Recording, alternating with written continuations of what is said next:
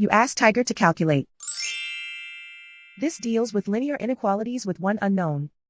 The final result is x greater than 8. Let's solve it step by step. Group all constants on the right side of the inequality. Subtract 9 from both sides.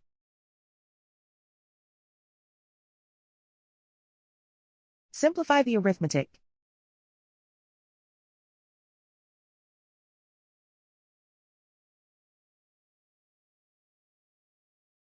Isolate the x.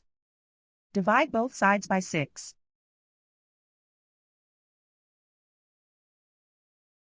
Simplify the fraction.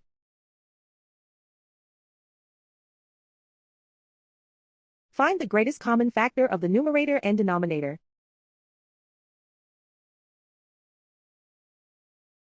Factor out and cancel the greatest common factor.